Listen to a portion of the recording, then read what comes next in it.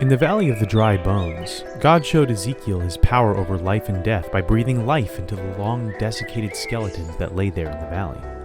But for birds, breathing life into your bones has a different connotation.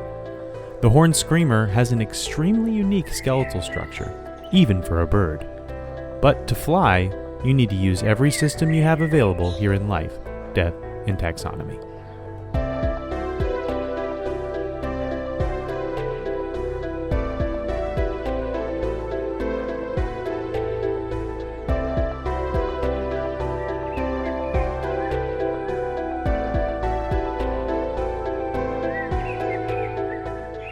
Welcome back to Life, Death, and Taxonomy. It's your 30 minutes of interesting animal information. I'm Joe. And I'm Carlos. Thank you to Cassie for the creation of our theme song. To hear more of Cassie's music, please search Cassie Michelle on YouTube or Spotify. And thank you to Johanna for the creation of this week's artwork. To check that out, you can visit us at our home on the web at ldtaxonomy.com. And a very special thank you to our patrons, to Tristan Taylor, Jesse Raspulich, Carol Raspulich, and Richard Kaspar. Thank you so much for your support. It's greatly appreciated, and thanks for helping us keep the lights on. And today, we're talking about a bird that would make a terrible nickname, but more on that later. You just listened to me fret about these nicknames. No. I'm not saying that the bird would have terrible nicknames. I'm saying if you were called its name, it would be a horrible nickname for you. Sure, yeah. It's not like Wolverine. That's a cool nickname. Yeah, that would be. So what would your nickname be if you were this animal? If someone named you after this animal. You'd be like, hey, look, here comes the horned screamer. The horned screamer, yeah. That would be the worst. When I first saw this on the list that you had chosen, I was like, what? This could be anything. What is this animal? A horned screamer? What is this, a Star Wars animal? What the heck is this? It definitely sounds like a monkey from hell or something like that, like a demon monkey. Yeah. Like a howler monkey just with these goat horns. It also sounds like something you would name like a bomb. Like this is Fat Boy. Yes, it does sound like a weapon. This is a horns, or like an ICBM named the Horned Screamer, or like a firework. I guess you could be a little bit more benign with it. Call it a firework. Like we went straight to nuclear weapons. It's the name of the animals at the end of the first Uncharted game. There's the ape men that attack you. Oh. And every Uncharted game, it's like everything is normal until definitely paranormal stuff is happening and nobody's going to talk about it. But you just fought a bunch of horned screamers. Congratulations. Exactly. But it's also called the Horned Banger, if that makes things any better for you. Worse by a lot. Does it? You really? It's sort of it's suggestive either way. But definitely the second way. Unless it's like a really, really good song. True. And then it's a banger. That's like a good it's like a metal right? song. Oh man, that's subjective too. It slaps us. It can't get away from it. The innuendo. the Gen Z language. But would you like to hear what science calls it? No. You haven't done your nickname. Yeah, it's called the Horned Screamer, but also known as the Horned Banger. In case you didn't hear me the first time, we're gonna call it here Spooky Heavy Skeletons. Okay. And Horn This Way. Good. The first one was good. Horn This Way. Oh, okay, yeah. There we go. I did it. Yeah. Would you like to hear what science calls it? Sure. Well, it's in the kingdom you know, love, and are in the kingdom Animalia. It's in the phylum Chordata. It's in the class Aves. We've been here before. It's in the order Anseriformes. Have we ever been here before? I don't think so. It's waterfowl. We've never done a waterfowl. We've done like a pelican, but I don't think it's in the same order. No, I think it's Pelicaniformes. It's in the family Anhimidae. I wonder if that's the same as the Anhinga. No, South American birds. Only 3 South American birds. So probably not. It's in the genus Anhyma, short for Aunt Jemima.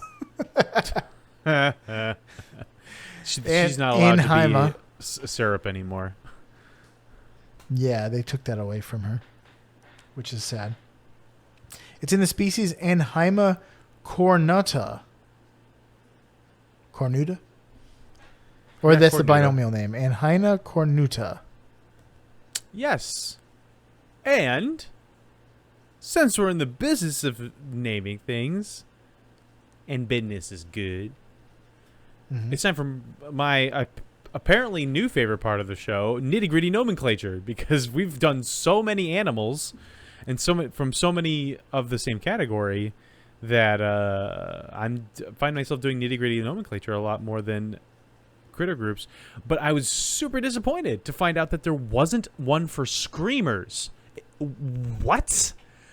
There, you have a group of birds with a name descended from on high that's just asking for a ridiculous term of venery. And there isn't one. Maybe because there's only 3 of them.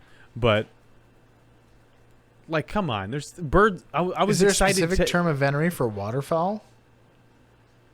No, because there's so many different kinds of waterfowl. I mean, you have, like, ducks and swans and herons and all this kind of stuff. And they all have their unique terms of venery, which are great, but like this one in particular doesn't.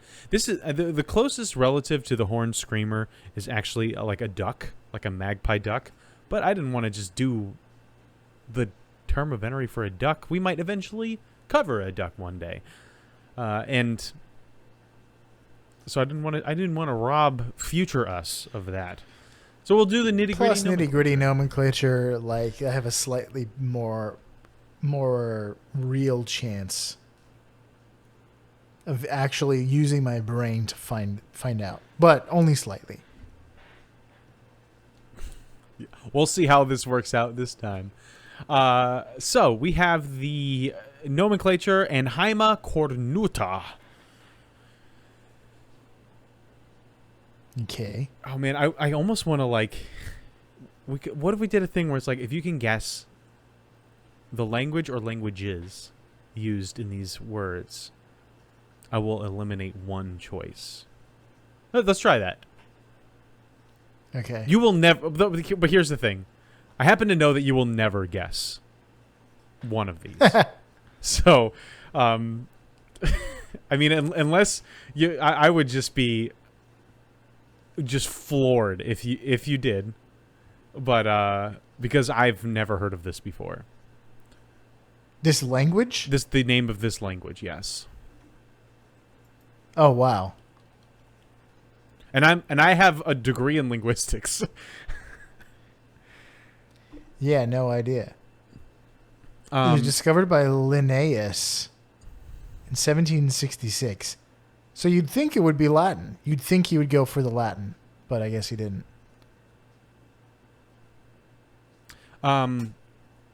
So I guess we won't do this time. Well, I mean, it's kind of tough because most of the time it's Greek and Latin, but sometimes it's not. Anyway, what does Anhyma cornuta mean? Does it mean A, two-horned blackbird, B, swift-crowned bird, C, black crown, or D, horned screamer? I guess since I don't know the language, I have no idea. Because I would think cornuta, like coronation, would be crown. I will give you a hint that the cornuta is Latin. Okay, so Anhyma is the weird language. Anhyma is the weird, yeah. What were the ones with crown in them? It was B, swift-crowned bird, and C, black crown. If it's black crown, that would be the weirdest, because I don't think their crowns are black. Swift. Black crown. Final answer. That is incorrect. The correct answer was two-horned blackbird. Cornuta means double-horned or two-pointed. And Haima is a Tupian word, an obscure and extinct indigenous South American language that means blackbird. So maybe that was the indigenous name for it, like what the locals called it. Well, it's also the name of the entire family of all three of them, or whatever. True. I think it's more all screamers are in this category. But different cultures have different naming conventions, so there's only 3 birds, so maybe they all have the same name. Like that's the interesting part about like reading about the translations in the Old Testament for animals, and it seems to have a lot to do with like they would have one word for animals that are found in specific locations. So when you read the word hedgehog, it could be a hedgehog or a ground pheasant or another kind of bird. So it's like, how could there be one word for multiple something that could be vastly different species? A hedgehog or a bird? But it's because they're found in like burrowing in specific areas. And like there's a term for owls that's like that could be like other things. Eagle could be eagle or vulture, and it's because they're both birds that nest and fly really high. So it's different cultures have different conventions for naming, and Hebrew culture seems to have like been more interested in like where do you find the animal, and animals that are found in those places are in a singular group. All I know is that if it inhabits the ruins of a city that's under God's judgment, it's a jackal. It's 100% of the time it's a jackal. Or an owl, because owls are also listed in places where there's ruins. And I was thinking because maybe they nest, the owls, like barn owls, like to nest in abandoned buildings. So maybe that's why owls like abandoned structures. Yeah. And anyway, that's how they got that role in The Last of Us. Because all the buildings are abandoned. I don't remember that. That's the one of the main characters is a barn owl. Oh, that's right. I don't think of her as a barn owl. I do. Or the inside of like if when you crack a walnut in half, like that face that's in the walnut. That's what I see. But yep, it's two-horned blackbird is Enhaima cornuta. Would you like to know what it looks like? Yeah. The horned screamer is a general ground fowl shape with a chicken beak and a stocky pheasant body. Almost has some turkey qualities too. I love me a good stocky pheasant body. They have black feathers with white bespeckled necks and chests, with white on their underside and legs. But they're mostly black. They look like a black and white bird. If it weren't for their orange eyes, you'd think that they were completely desaturated. As their name suggests, they have a horn, sort of. Many birds have feather crests on the tops of their heads. But this horn isn't made of feathers. It's actually attached to their skulls. It's a protrusion from their skull. So it's like Johanna's been singing this song, "Bones Are..." Don't forget that bones are outside teeth. I think it's from Kimmy Schmidt. What? There's a song, I think from the show Kimmy Schmidt. It's like, don't forget that your bones are outside teeth. But my bones are inside. But they're like protruding from your flesh. You mean teeth are outside bones? Yeah. I said it backwards. Teeth are outside bones.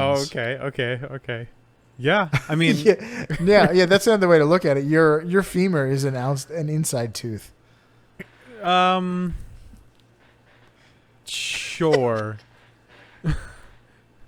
Your teeth are outside bones. Yeah. I'll give you that.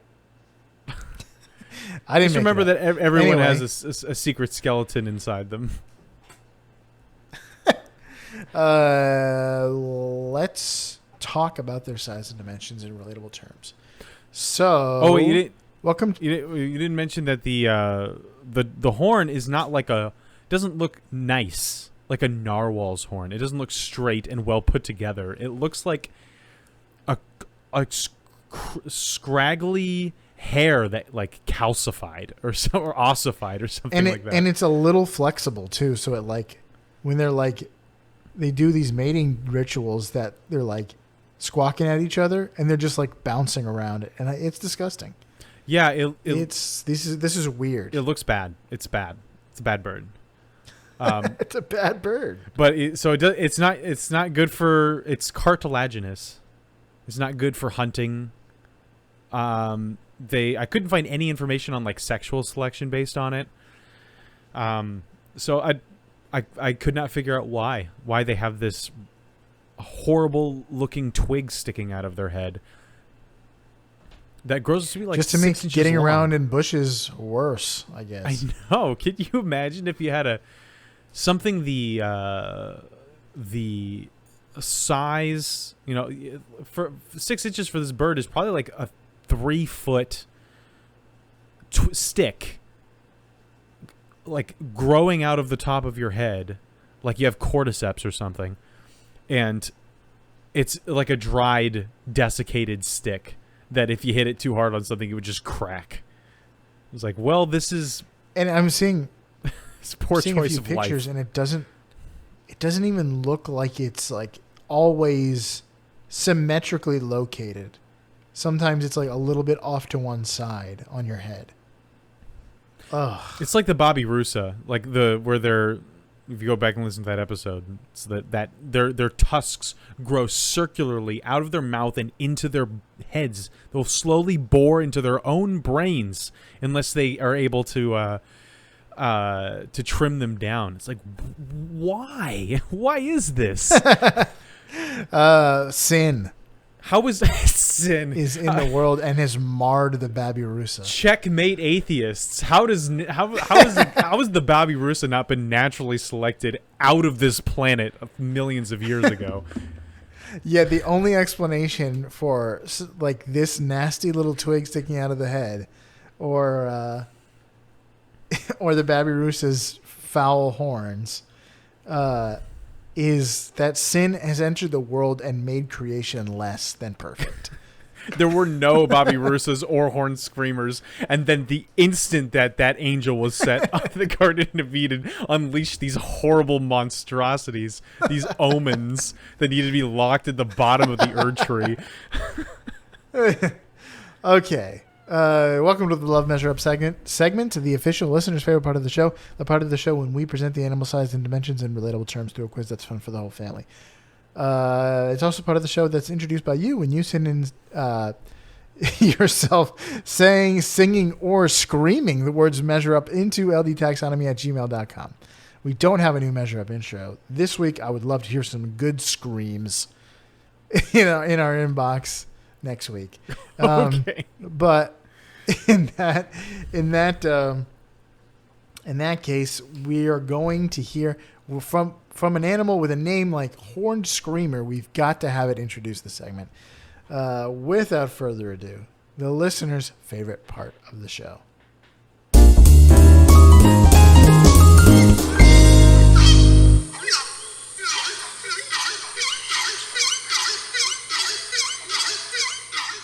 100% not the sound I was thinking would happen. Nope, I was thinking a scream. Yeah.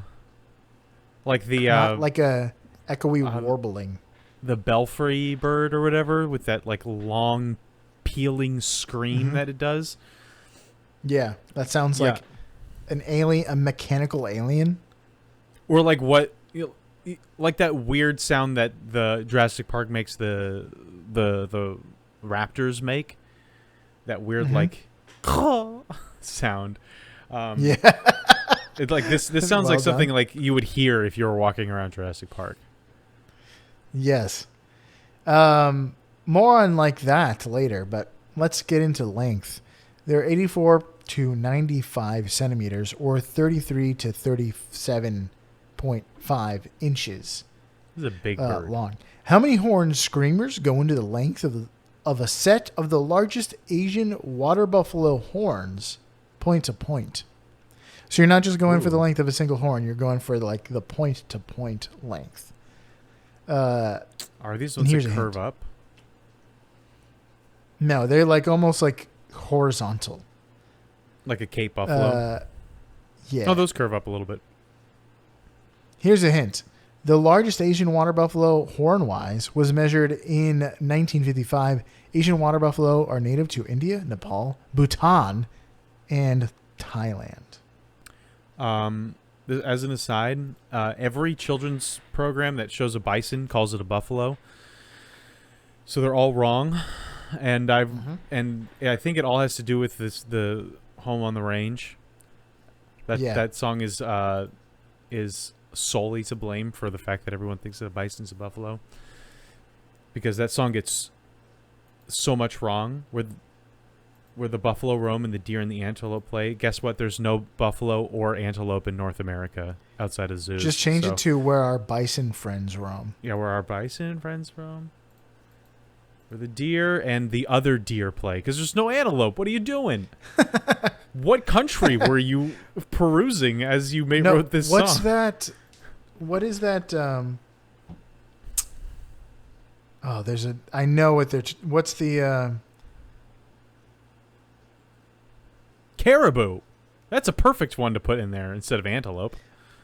The deer and the caribou what we did play. the pronghorn. Yeah. Where the deer and the pronghorn play. That's North American? Yeah. Remember we talked about how they are faster than any predator they come across because they used to be hunted by faster things. But like we definitively said they weren't antelopes, right? Right.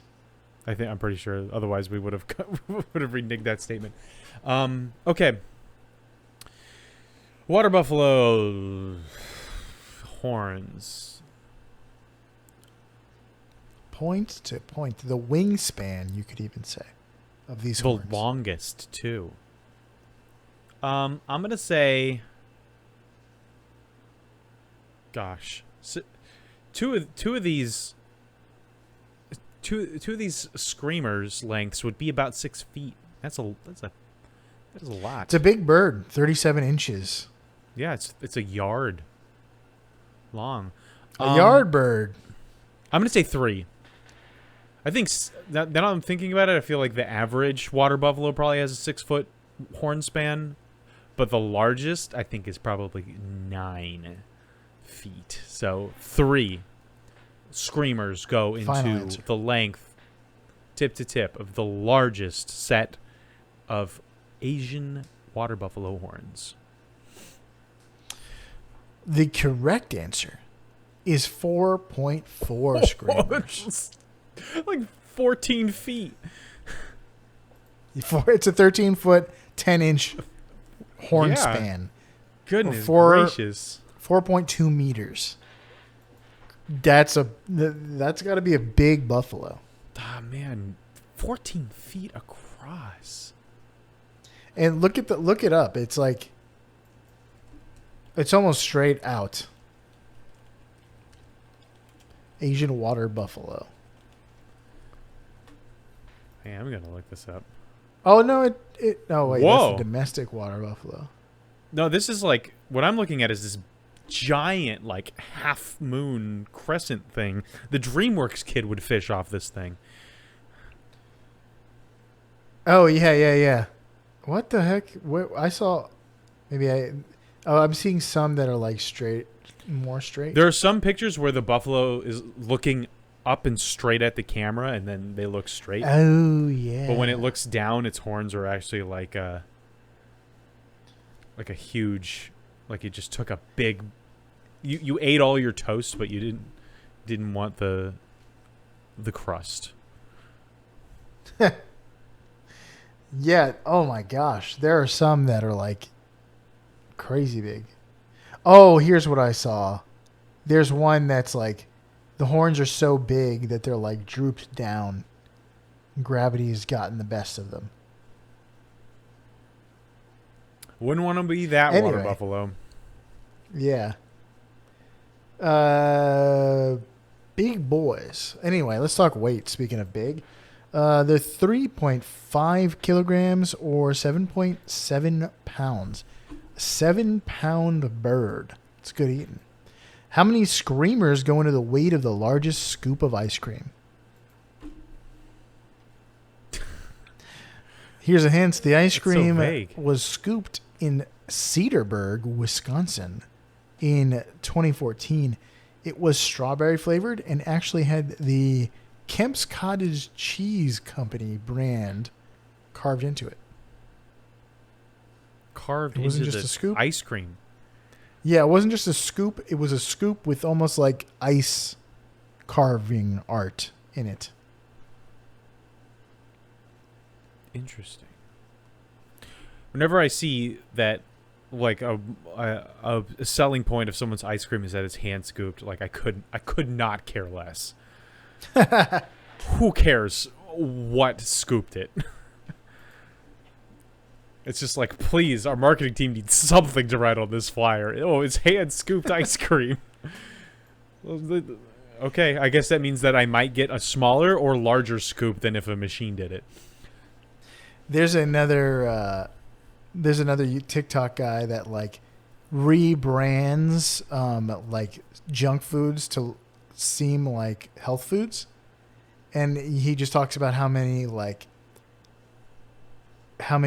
terms you might see on packaging actually mean nothing, and have no legal bearing to them. It's craveable. So you can just put them on like no, it's like it's kind of like organic, but not organic. I think organic actually has something behind it, but like all natural. That's what natural. Natural has no like what's natural, what's not natural. Technically, rice or technically pasta's not natural. It's like, what do you mean? What's natural mean? All natural ingredients. We did not go to space for any of these ingredients. Yeah. I guess synthesize them in a lab, but you had to use natural ingredients in order to get the ingredients to synthesize in the first place. So I'm going to say 13. I think this is a 100-pound scoop because on one side you have like, oh, what's the biggest I could get with like a big shovel? And on the other side, it's like, did I get an excavator for this? So I'm going to go with big, very large shovel. Rather, because once I go excavator, it's like, fine. Like, this is a 1,000-pound scoop of ice cream that this massive machine pulled out. So I'm going to go 13. 13 screamers? 13 screamers. The correct answer is that 391 screamers scream for ice cream. Yeah. Yep. The largest scoop was 3,010 pounds, or 1,365 kilograms. See, that to me does not count as a scoop. A scoop is something that a person could scoop. Yeah, there's no limit to true. this. The limit is machinery. True. Yeah, I feel like it's not hand scooped though. You said you didn't care if it was hand scooped. Oh man, my words have been absolutely just thrown back in my face immediately. I didn't have a chance. You're right. I do care if it's hand scooped. But I'm not at an ice cream store. I did say if I'm at an ice cream store and it says it's hand scooped, I don't care. Actually, maybe I'm less big scoop. Maybe I'm less excited that it's hand scooped because then like your hands were close to my ice cream. I want a robot scooped. Yeah. Ice cream. because they can really pack in the scream. That scream, good, delicious scream. It's a trendy term. That's all I got for that. Would you like to hear some fast facts before we get into the major fact? Sure. The horned screamer can be found in Colombia, Venezuela, Brazil, Bolivia, Peru, Ecuador, French Guiana, Suriname, and regular Guyana. I didn't realize that they were spelled the French Guyana. There's like with an Guyana and Guyana. Or is it? Oh man, it's like Guyana or French Guiana. Well, I and Y. Guyana, but Guyana and yeah, Guyana. But they prefer marshes with abundant vegetation and water plants.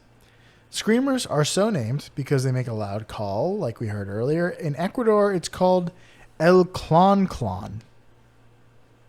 El Clon Clon, probably. CLON. See, that sounds a lot more descriptive of the sound it makes than screamer. Yeah. And it's so named because it is of the repetitive sound, which sounds like an echo. It sounds like it's echoing with itself. I wonder if clon means echo. Clon. It's clone. That was my best William Shatner impression. Clon is clone. So I wonder if it's the same. Because a clone, what is an echo if not a clone of the sound you made? That makes sense. I'm surprised that clones aren't called echoes. That would be like a sci-fi movie. It's like they're not clones, they're echoes. That's what we're calling them. That's like when like every new zombie fiction has to call the zombie something different. So if you're gonna use clones in your sci-fi, you gotta find some sort of different noun for them, because clones are too mainstream. They nest in shallow water, and they anchor floating vegetation to the shallows to create a waterbed. And they lay around, and when they lay around 3 eggs at a time. And they really do. They lay around. They lay around in the fact that they aren't extremely active. They live life surrounded by their primary food source, which are water plants. So they don't have to do a lot of work. I also live my life surrounded by my primary food source, Captain Crunch. Wall. Captain Crunch and Werther's Originals. That's really all that I eat. And that's the worst. That's a lot of sugar. Yeah, but it would be my outside bones, otherwise known as my teeth, are falling out. I don't think I would choose Werther's Original to be the unhealthy thing that I eat all the time, although they are delicious. I would go Reese's or something. I just happen to have some sugar-free Werther's Originals here, so it was just what came to mind. Okay, I don't know how you make sugar-free Werther's Original. Isn't caramel just sugar? I didn't make it. I just looked at the back and said, "Oh, it's 10 calories per delicious succulent treat," and so this is what's gonna slate my hunger. A succulent Chinese meal. What? There's a video of a guy being arrested, and he's saying, "What's the charge? Eating a meal? A succulent Chinese meal?" And it's good. What is he, P.T. Barnum?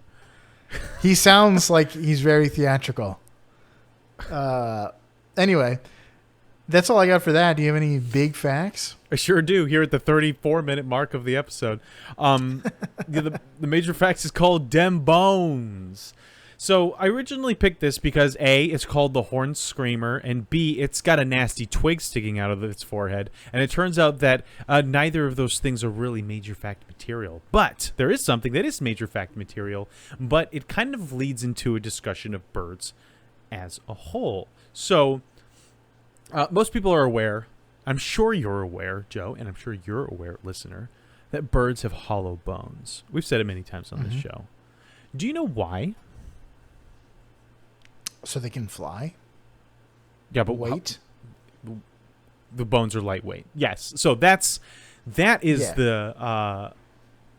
that is what everyone has been raised to believe, and it's all thanks to a very obscure scientist from the 17th century named Galileo. He described bird bones as hollow and lightweight.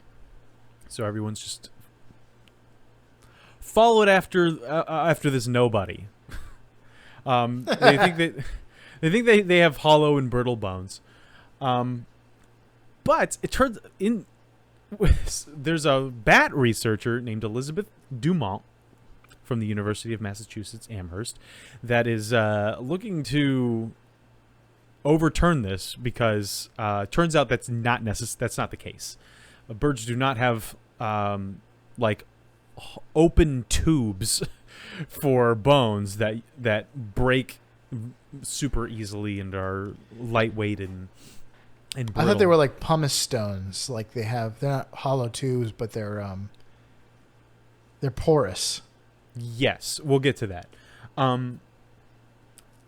So it turns out that bird bones are actually heavier than those of other animals. Based on density. Okay, yeah, it would have to be because you can't be pound for pound lighter or heavier. You would be the same pound for pound. Unless you believe in the theory of relativity, and then you can just throw in some sort of variable, and then suddenly something can. Never mind. So the skeleton of a 2-ounce bird weighs as much as the skeleton of a 2-ounce mouse. So that's true. The bones are. A 2-ounce elephant also weighs the same as a 2-ounce mouse. No, the skeleton of a 2-ounce bird. The bird itself is 2 ounces, and its skeleton weighs the same as a mouse that is its entirety is 2 ounces. Gotcha. This is not A equals A. But this is AX equals BX. So it turns out that the bird bones are actually denser than most other animal bones on average. And density is how much mass per unit of volume. So bird bones are actually thinner. They are thinner. They're more slender. They are joined in places, and there are fewer bones overall. But despite thinner and fewer bones, their skeleton is would be the same weight of an animal that was their same size, and that's because they are densely packed. And those bones are actually as strong, or if not stronger than, like, say, a mammal's bones. And that's because, as you said, these bones aren't actually hollow. It's not a straw or a tube that we're dealing with. In fact, you could say human bones would be more like a straw or a tube because there's marrow in there. But the bird bones are honeycombed or latticed inside.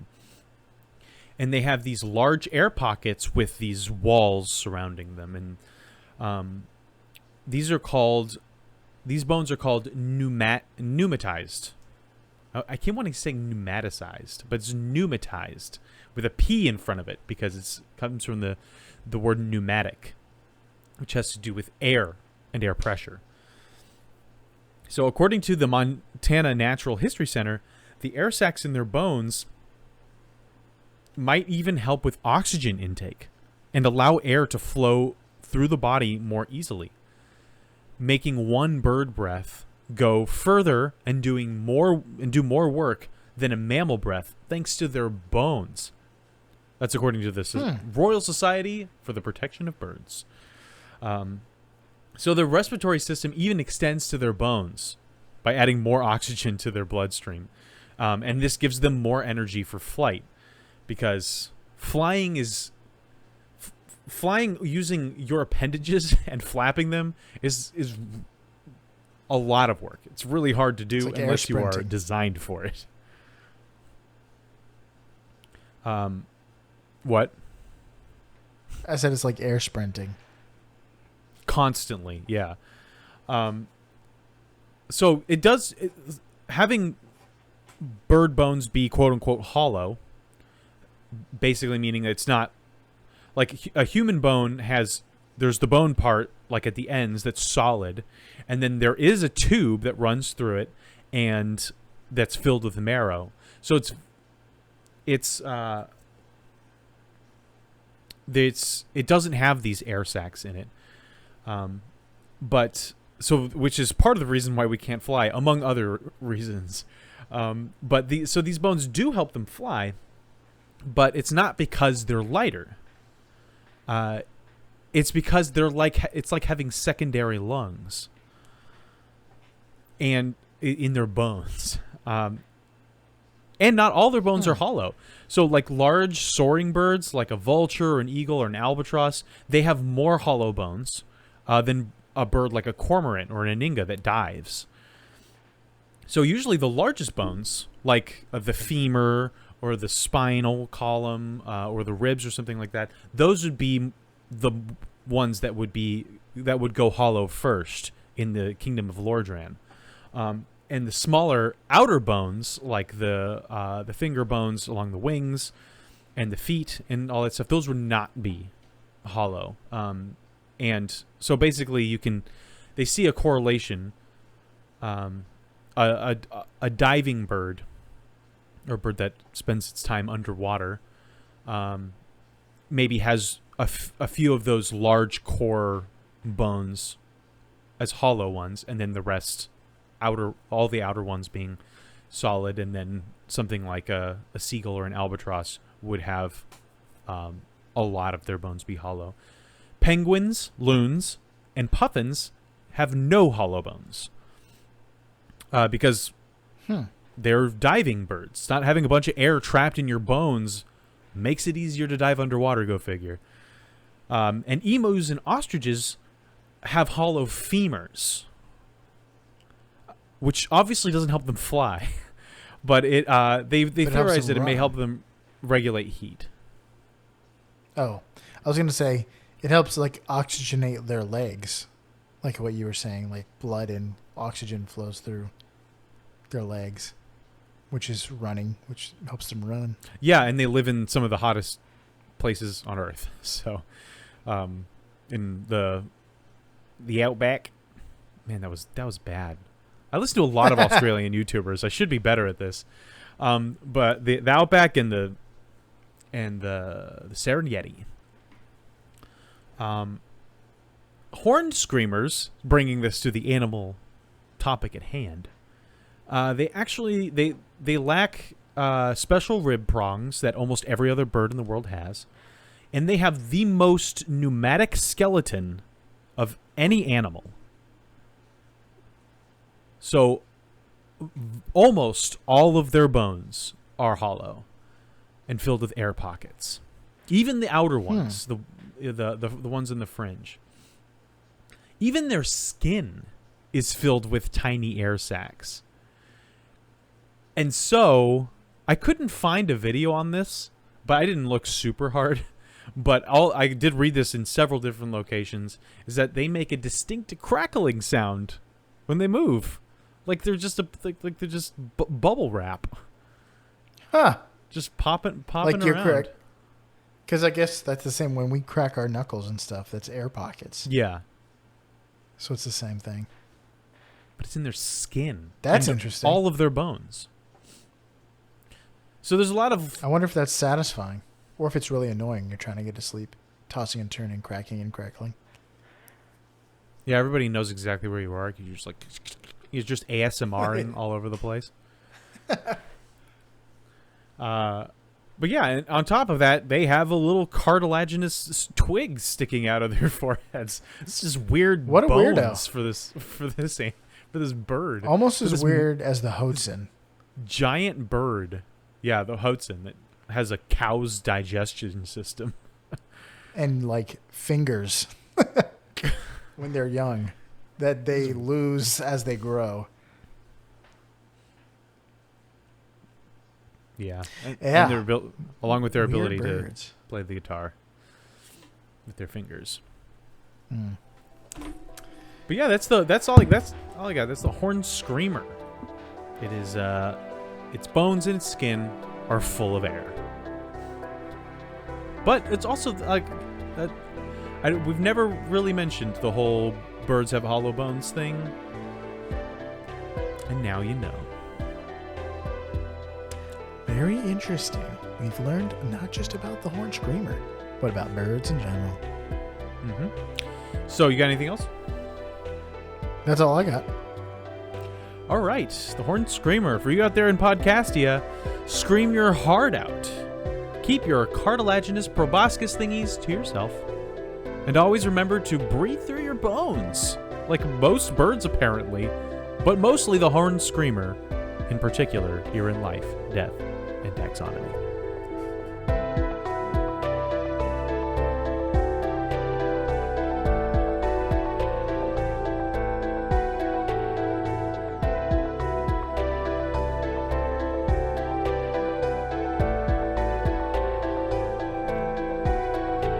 Hey Taxonomy Titans, I just want to remind you that we now have a Patreon. Patrons can see full video episodes and get shoutouts on the show.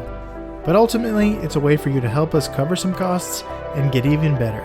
Still, reviews are the best way to help us grow. So if you haven't left one yet, we'd really love to hear from you. As always, thanks for listening and engaging.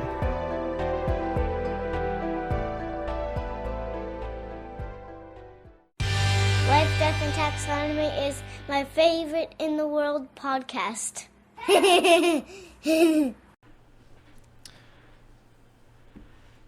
Horned screamer. I'm horngry.